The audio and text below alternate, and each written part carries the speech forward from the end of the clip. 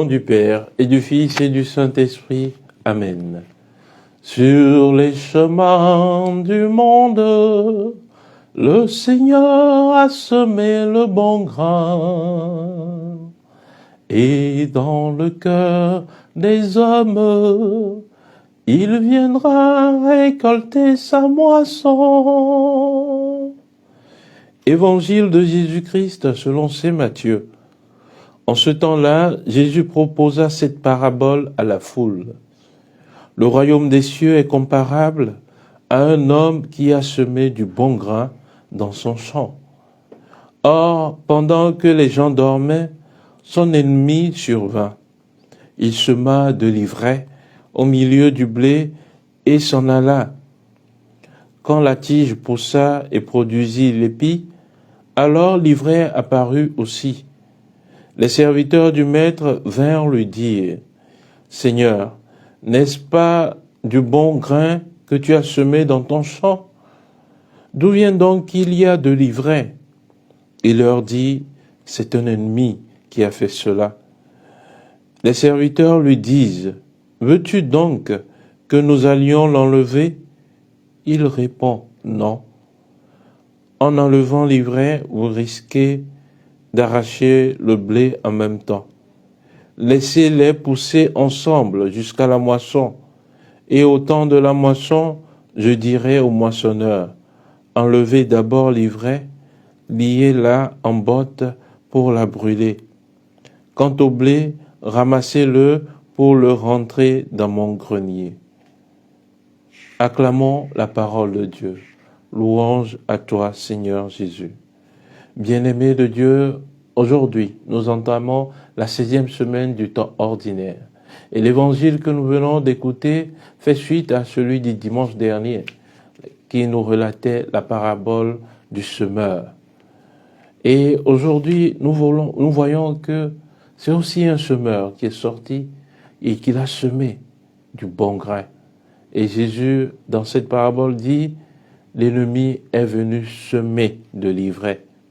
L'ivraie, qu'est-ce que c'est? L'ivraie, c'est une herbe semblable de bout en bout au blé. Et quand ces deux plantes croissent, on ne peut pas mettre la différence entre les deux, tellement elles sont semblables. Et voilà même pourquoi l'ivraie, dans la langue sémitique ancienne, est appelée zizan, c'est-à-dire blé. Et ça a donné plus tard le nom de zizanion en grec et en latin zizania pour donner le blé. Et tellement elle est typique au blé qu'il est difficile de faire la différence entre les deux. Et cette herbe, lorsque un ruminant la broute, ce ruminant peut même se frapper violemment la tête contre le mur pour juste faire ressortir cela. Et en français, ça a donné la zizanie, c'est-à-dire la discorde. Et c'est l'ennemi qui le sème, ou qui la sème plutôt, cette herbe.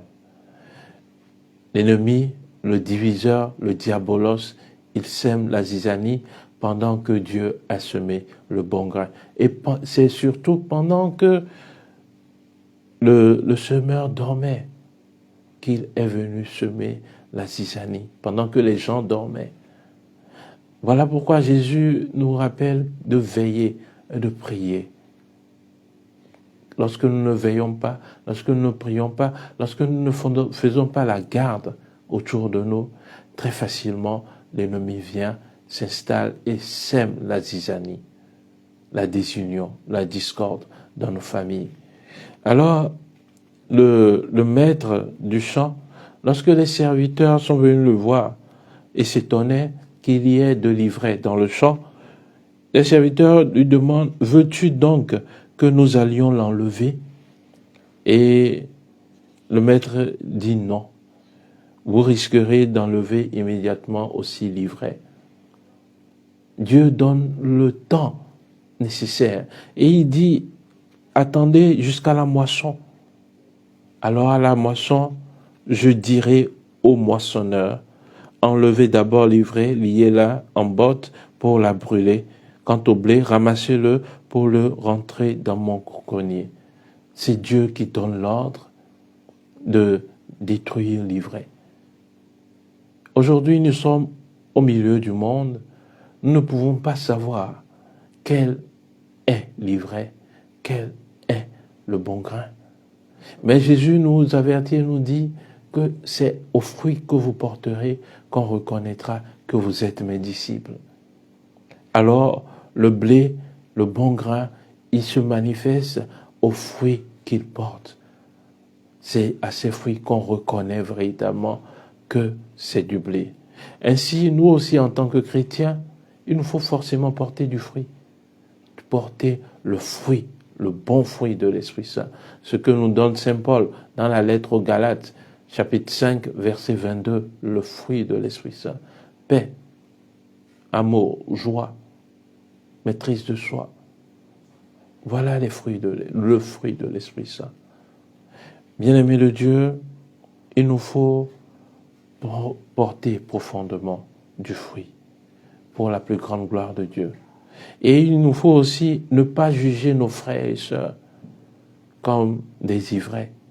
Dieu lui-même, qui est le bon semeur, il laisse le temps nécessaire à la maturation pour pouvoir discerner que tel a refusé de porter du fruit. Pour nos chrétiens, que Dieu Tout-Puissant nous bénisse, qu'il nous aide à porter de bons fruits pour sa plus grande gloire et pour le salut des hommes.